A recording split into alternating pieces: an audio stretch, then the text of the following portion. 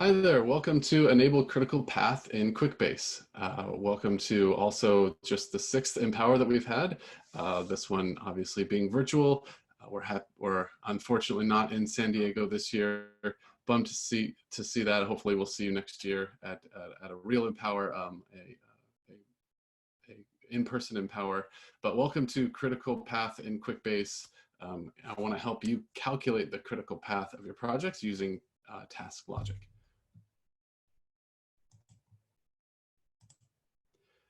I am Jacob MacIntyre. I'm in customer success here at QuickBase, and I've been here for about 2.5 years. I was a customer for about 6 years before that. Been building a bunch of apps in QuickBase for quite a while now. This particular subject is near and dear to my heart because I was in construction and construction management before coming to QuickBase, and so there's a little bit of overlap in terms of how we think about project management for our construction customers. So I get to kind of dip back into my old role a little bit and talk about critical path as it relates to projects with all of you. So I'm excited about this one. I've been wanting to develop it for a little while now, but last year and the year before that, we actually dove into Power BI a little bit. So this year I was excited to kind of get going on this particular subject. So without further ado, just to let you know, we are all here. So myself, I'm here throughout the presentation for any Q&A you might have, or any chat that you want to send our way to try to run down any special questions you have about this. And then at the end, we'll wrap it up with some live Q&A. And I hope that you will be able to review this session just to give us some feedback. We're always looking to improve, so that link will be posted in the chat. So as for an agenda, we've got some overview and some goals of the session, and then I want to give you a little bit of a critical path crash course for those of you who may want to, who might be brand new to this. And then I'm going to actually show you how to create a critical path in QuickBase and a QuickBase app, and then we'll move into that Q&A portion. So go onto the Exchange and search for Critical Path 1.0. And when you find that, you go ahead and download that, and we'll be on our way. We can actually work through that app together. If you don't happen to have create permissions in your current realm, go ahead and grab a Builder account if you haven't already signed up for one of those. That way you have the ability to download that app from the Exchange. Okay, so I've got, we'll do a fake project here, a sample project, and we're gonna work through the tasks of building a foundation, and we'll call it the foundation at 123rd Street, and we're going to work through what tasks it would take to build this, and which of those are on the critical path and which aren't. So this is kind of where we're going. We're going to work through these 11 tasks here and what they mean and how to get them into QuickBase in a manner that we can decide which ones are on the critical path. So you'll notice we have a little bit of perhaps some new terms for some of you, something like early start, early finish, or float. I want to work through those with you guys and teach a little bit about that. And then, and again, if you have any questions or I skip by something, or I have mentioned something that you're not familiar with, like some term, please feel free to reach out via the chat. So I have a few goals for this session for all of you. Some of you may just be on the discover portion, where you just need to determine whether or not critical path is something that you need. You maybe have heard of it, but you're not sure if it's a needed feature or not. And so you're just trying to determine whether or not it's right for you in your current or any future planned project management apps or task tracking apps. I also would like, those of you who decide, yes, I do need that, and I want that, and I want to know more about it, then we'll do that sort of crash course, and we'll get you a working knowledge of what critical path is pretty quick. And then thirdly, we'll get an app out of the Exchange that has a little bit more of the calculations and help you learn it. And then you can take that and continue to customize it and get under the hood and apply your own business logic to that app. So one of the reasons I picked this particular subject is because over half of our customers have a table in one of their apps called projects. And so we do a lot of project management out there in the world for all sorts of different verticals. And so it's a pretty important part of what we help our customers do is track their projects. We think it might even be higher than this because, you know, not everybody calls a project a project. And so project and task tracking is sort of core to one of the things that we do, and one of the things that a lot of our customers end up going for in QuickBase. So it represents a lot of our apps out there. So just to kind of ground in some terminology, we're going to start from sort of a top-down one-to-many approach here, from projects to WBS to tasks. So the project that we've got in front of us is this foundation at 123rd Street. A WBS is a work breakdown structure that basically you can think of these as, sometimes people call them phases or objectives. In essence, they're just buckets of tasks that each have their own sort of representation of a part of the project. So within site work, you may have 3, 4, 40 tasks. And then within utilities, you have another set. And at the lowest level of detail are the tasks themselves. And this is really where sort of the magic happens. Each task has a start and a finish date. They're usually assigned to a specific resource person, or maybe a resource set, like a role or a crew. And so, yeah, this is exactly where that critical path lives. And honestly, many people don't have this middle layer, this middle WBS layer, and that's okay. So if you just have projects and you have enough, if you just have tasks and you don't need that middle layer, that's okay. We can deal with that. That's not going to change anything. My recommendation is when you get probably in the realm of 25, 30, 35 tasks or more, then you start to break these up into phases in order to more easily manage those tasks. But up to you, a lot of different ways you can go about that. And speaking of that, the terms from one customer to another may change. So where I said projects and WBS and tasks, maybe in your world, it's actually request and phases and tickets. That's okay. These lowest level of detail at the bottom there is really where that's really where, like I said, the magic happens. And if you call them tickets and I call them tasks, no harm, no foul.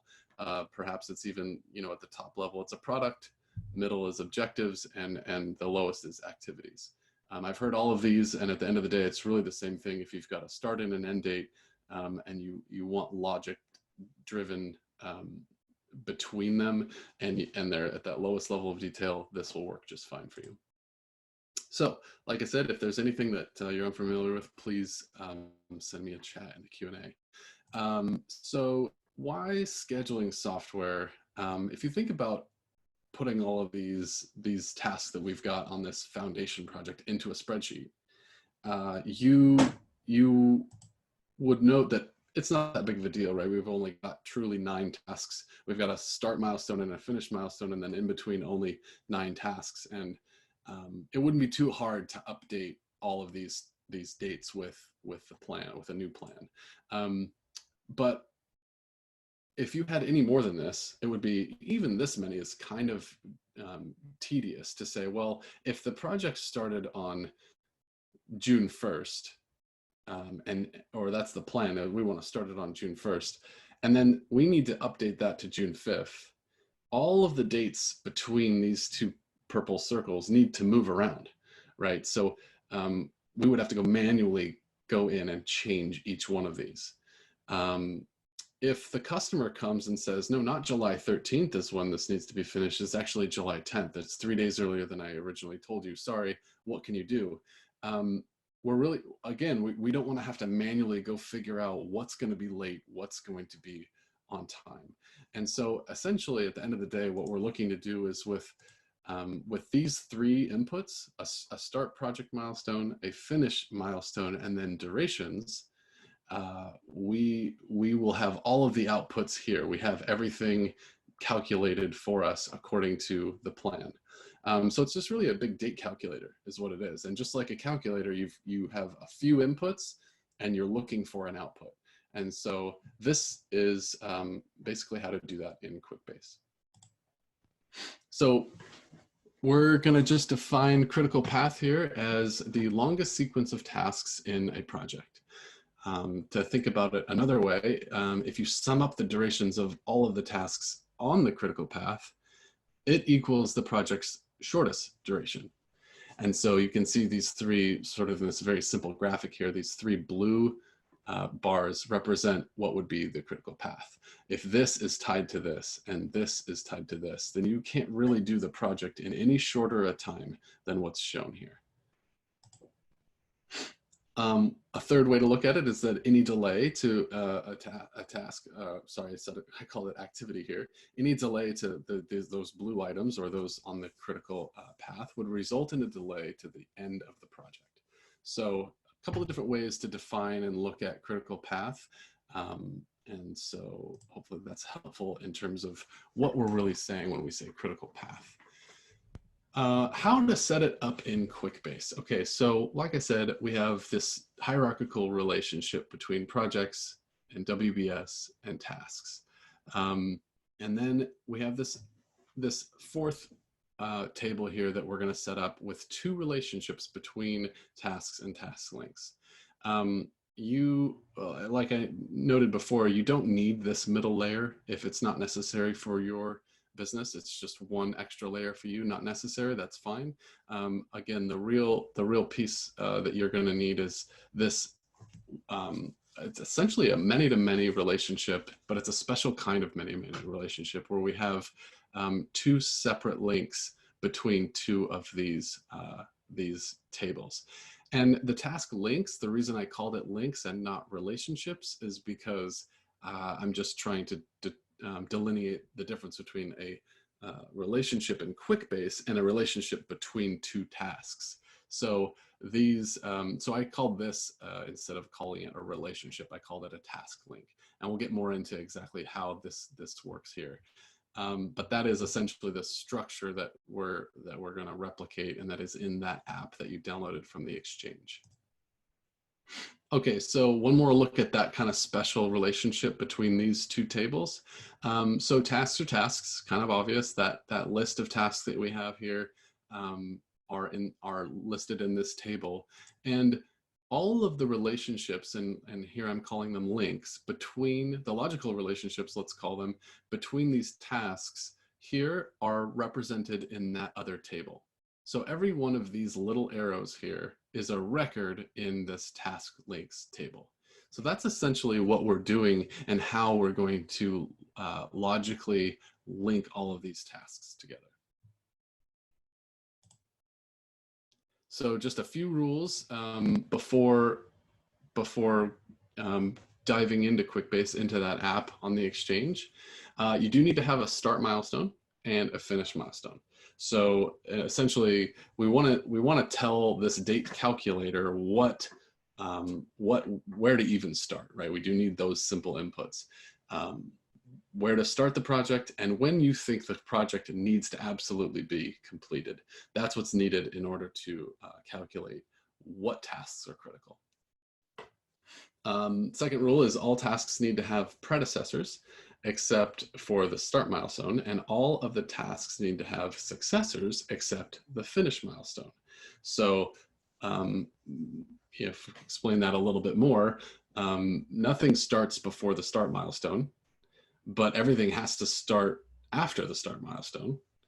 Nothing can finish after the finish milestone, and everything has to drive eventually to that finish milestone.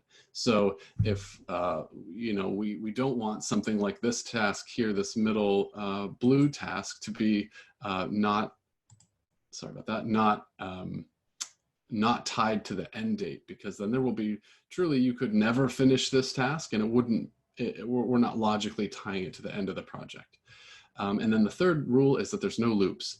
In other words, so we're going to work through the relationships of all of these tasks here, and we're going to say this one has to start, has to finish before this one can start, etc. But then if you loop back and say this one can't finish until this one starts, it doesn't make any sense, and it's not a logical relationship. And you'll see what happens if we do that. The dates will just go blank, and so you'll know you have a loop. So without any other context, let's dive into the app. So this is the Critical Path 1.0 that you got out of the Exchange. We're going to do a project, and we'll call it, I put it in there as Foundation at 123rd Street for our customer Target Mart, and I put a little picture there. And so here is where that structure that I was describing to you, we've got the projects, the WBS, the tasks, and the task links. And of course, I've got, attachments and contacts, and you can add other tables to support your processes. But we're going to focus in on basically tasks, task links, and projects right now. So in this project, we're looking at a few different things. So we can start with the WBS, and here are those three sort of phases, if you will. And again, that can be omitted if you don't need it. And here are the 11 tasks inside the project. So you'll notice early start, early finish, duration, and float. So the early start is essentially the any early date. So early start and early finish are what you would typically want to show anyone outside of your company. So in other words, I want to show my subcontractors in this particular case the dates that I want ideally them to start and complete this work. And that's opposed to showing them the latest that I could do the work, and that's driven by the late dates, and I'll show you that in a little bit here. So, but the early dates are sort of, you could think of it as the ideal when these should happen. And at the moment, all of these are on the critical path except for this one. And what this means is we are going to be late on this project by exactly 1 day. And it's because of all of the tasks in red. And we'll dive a little further in here. So this task right here is got an early start of 6/2 and a early finish of 6/12. So I jump into this one, and we can actually see what's driving that. So the task links, these here, are actually in two separate embedded reports inside of this project. So I can add more predecessors and I can add more successors down here. And if you're familiar with Microsoft Project or Primavera P6, they have it set up in a similar way where you can add predecessors or successors in this way. And essentially, we're just adding a task link to every one of any one of these records in here is just a task link. And what we're saying is this task cannot start until this one's completed, and this one here cannot start until this one is completed. So it drives that relationship. So here we have, I'm going to show you just a little bit more on the early start and early finish to try to drive that concept home. Let's go back one, and we'll talk through all of the dates in this piece. So it looks a little overwhelming, but this is all of the stuff that's under the hood in this, what I'm calling date calculator. So we want to start the project on this date. And if you notice these three columns here, these are manual entries by the user. So I want to tell the calculator that this is my input. I want to tell it how long I think these things are going to take. And then this is another input that is when the project has to complete. Everything here, early and late and float, are all calculated fields. So this is what the calculator is telling you based on what you've given me. I need to, you need to have these done by these dates. And the difference between early start and say late start is that what we're saying is this early start again, this is the earliest dates that this needs to go, and the latest dates that this needs to go. And the late is related to a backwards pass. The earlies are related to a forwards pass. And so let's work through this. 6/1 is the start constraint date. Then this task can start on 6/2. It takes me 10 days, and it finishes on 6/12. And then this one then can start the next day, and we keep going through, and we can see these are logically tied because they all have the same float. And this one suddenly has a little float. Let's skip by this one for a second. And we're going to keep going. So 7/14, 7/15, this is all being calculated for us. And then we get to this date, and we've said, okay, 7/27 is the earliest that this can all happen based on the logic. But we've told it that the project has to be done on 7/26, hence it being exactly 1 day late, and putting all of these tasks on that critical path. That's essentially how the early start and early finish works.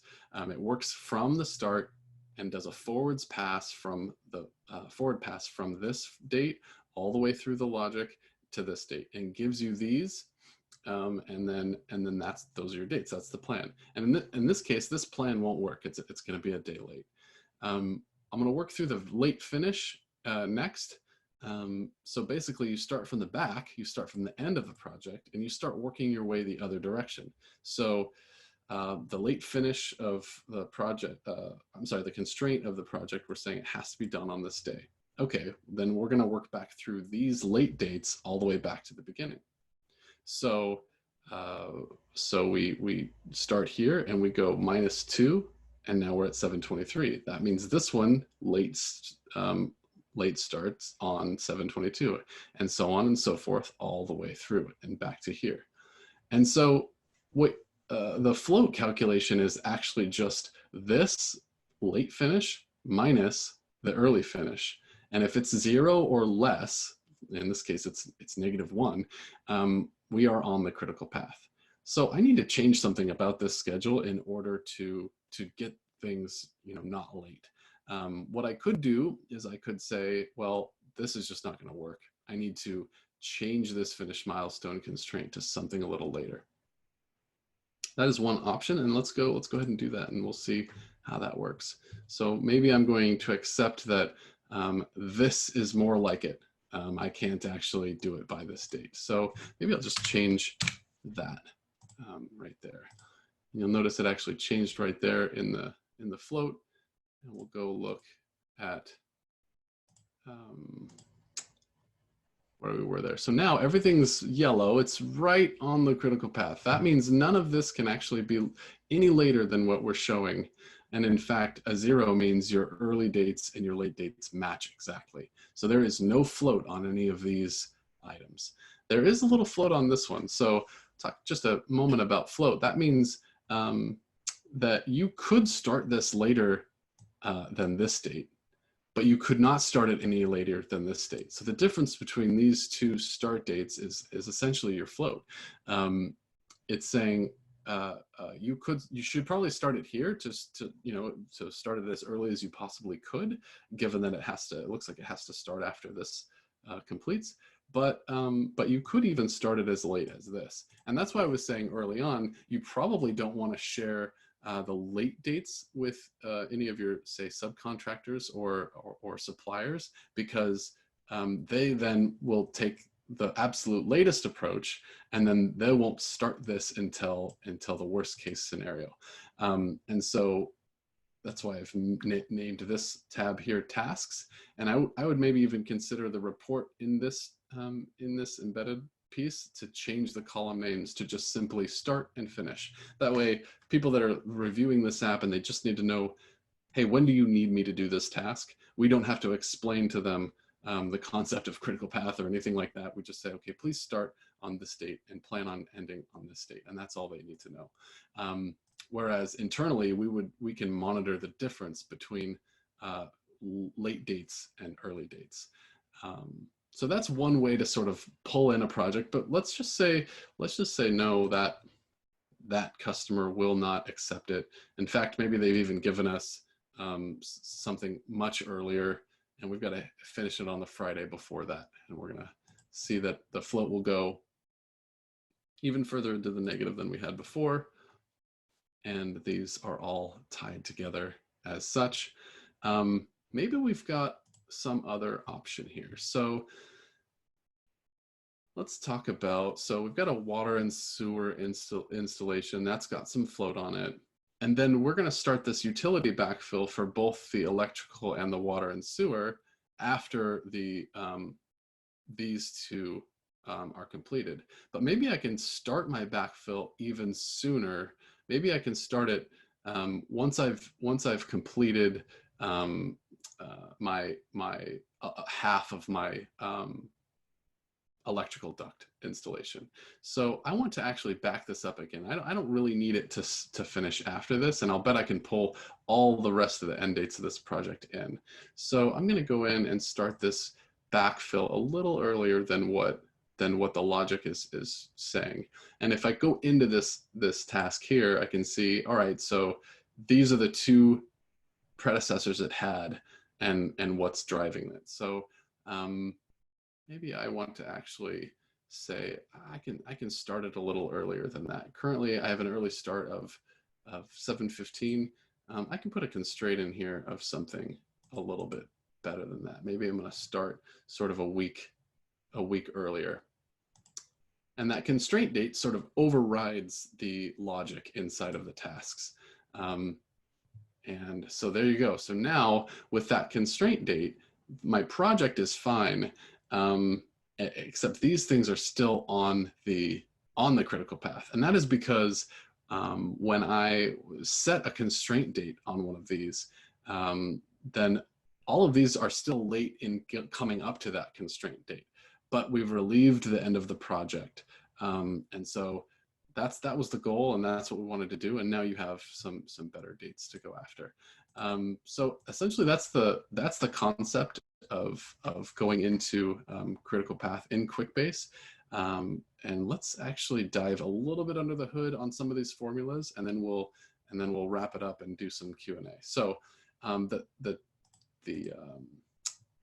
the four calculations here are these 4 dates. That's kind of really where all of that comes from. Float is simply just late minus early finish. And so that's just, it's simply, if it's in the negative, that means the latest we can do it is earlier than the earliest we had planned on finishing it. And so that's what the float calculation is. And then of course I've got some rich text HTML going on here to make it pretty and make it sort of red when it's in the negative, yellow when it's 0, and green if you've got some float.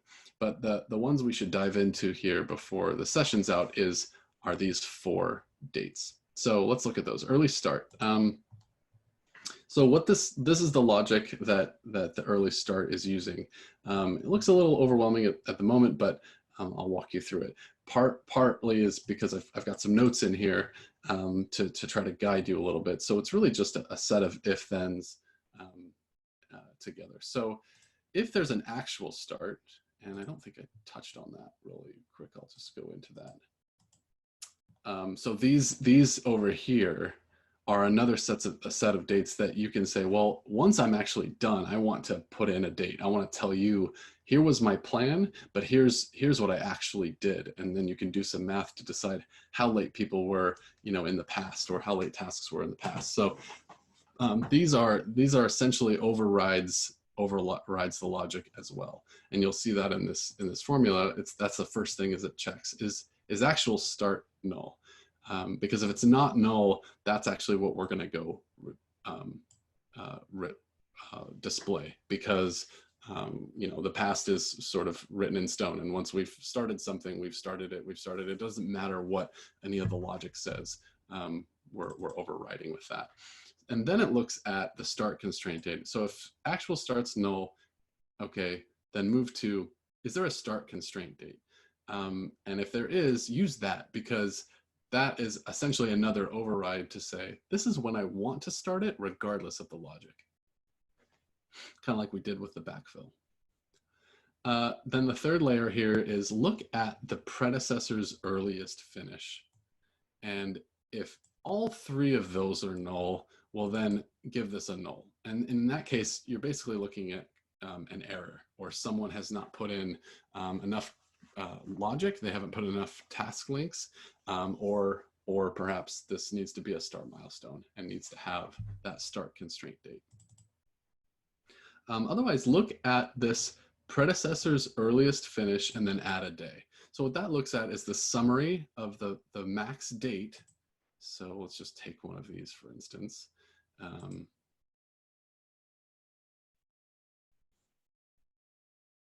So we're on early start, and so it's going to look at the maximum date of the early finish and then add 1 to this. So we're going to look, and if this had, 5 or 10 different task links as predecessors, it would look at the maximum one and add 1. So in this case, the maximum is 625, and it's going to add 1 and say, okay, so you can start after that's completed. And that essentially is the logic on the early start. Early finish is a little bit easier. And you can start to see where you may customize your own business logic here and on some of this, but I'd do another if here to say, if it's in progress, we're actually going to take the actual start and add some remaining duration. Otherwise, we're going to take the early start and add the duration, and I'll show you that real quick here. So if I were to put this in progress, so I'm going to plan, this is planned right now, but if I were to put this in progress, it's going to force me to say, okay, well then when did you start it? And also then it's going to force me to say, well, how many more days do you have to do it? Because, right, the plan was 3 days, but maybe I started it early because I knew it was going to go later. Maybe I started it early and now I found out that it's going to be even easier than I originally anticipated. And so it's asking you to say, well, give me 2 new inputs if it's in progress, because now we're going to take that into consideration here with this remaining duration and take that. Otherwise, if it's not in progress, we're going to just take early start, which is the last formula that we went over, and just add the duration to it. So it's just, as simple as this plus this equals this. Okay, and we've got 2 more formulas. We've got late start and late finish. So late start is simply the reverse of the one we just went through. So it's late finish minus the duration. And so it's the same, just in the reverse. And the late finish is that a lot like early start. And then it's a little bit more complex because you're taking into consideration the backward pass. And so you basically say, if there's no finish constraint date, then go look at the successor's minimum start date. And if both of those are null, then we basically have an error. And then go take that successor minimum start date and subtract 1. And it's the inverse of the early start. It's saying, look at all of my successors, and the one that has the earliest minimum start date, go subtract 1, and that's when this should finish from a late finish perspective. And so that brings you your late finish and your late start. And again, and then float is simply taking that and subtracting this and deciding whether or not it's actually going to be late according to the logic that you've put in. Okay, that was a lot, and I know it was, and I'm glad we're recording this so that you can kind of pause and follow along there. This app may change just a touch between now and when we actually go live with Empower. So if it does, I'll sort of make note of that and help you along in the Q&A. But I noticed a few things that may make things a little easier in terms of what columns I showed here and that sort of thing. And again, you've got your own business logic that you need to bring to the table here. And so perhaps there's less complication that you need in terms of how you go about this, and perhaps there's more things that you need. And that brings me to sort of the end here, but obviously realizing that when we talk about those extra needs, those other things that you have, I plan on doing more. I plan on publishing at some point a Critical Path 2.0 app up into the Exchange. And what I want to hear from all of you is, what do you need in addition to what we've got here, including perhaps relationship types, maybe lag, maybe other constraint types, resource management, if that's something you need. Do you want it to figure out weekends and holidays? Do you need hours and minutes? So do you need, as you noticed, we were down in the days, but if you need that tighter granularity of, well, this particular task is going to start at noon and then finish at 8 p.m. and then that next task can start at 8 p.m. Do you need that, or are there any others? Do you have other requirements that would make sense for you? I'd love to hear about that in the chat. Reach out and ask anybody that is on your account team for additional information. And please review the session. Our link will be posted up in the chat. So thanks for attending, and thanks for everything. We'll talk to you soon.